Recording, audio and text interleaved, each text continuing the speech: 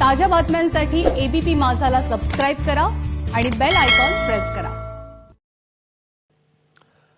तर विदर्भातल्या भंडारा गोंदिया जिल्ह्यात वाळू घाटाचे लिलाव वर्षभर झालेले नाहीयेत, पण वाळूचा अवैध उपसा मात्र खुलेआम सुरू आहे।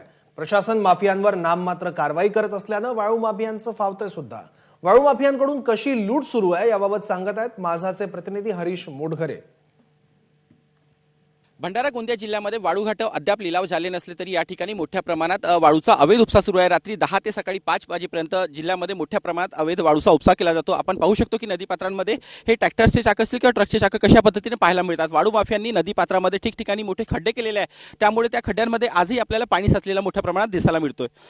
दरवर्षी भंडारा गोंदिया जिल्ह्यामध्ये ऑगस्ट ते सप्टेंबर या महिन्यामध्ये वाळू घाट लिलाव व्हायचे। या माध्यमातून शासनाला कोट्यावधी रुपयाचा महसूल देखील मिळायचं। मात्र मागील एका वर्षापासून हे भंडारा गोंदिया जिल्ह्यातील घाट अद्याप लिलाव झाले नाही, त्यामुळे जिल्हा प्रशासनाला ही सगळी माहिती असताना सुद्धा जिल्हा प्रशासन का कारवाई करत नाही वाळू माफियांवर, असा प्रश्न त्यानिमित्तानं उपस्थित होतोय।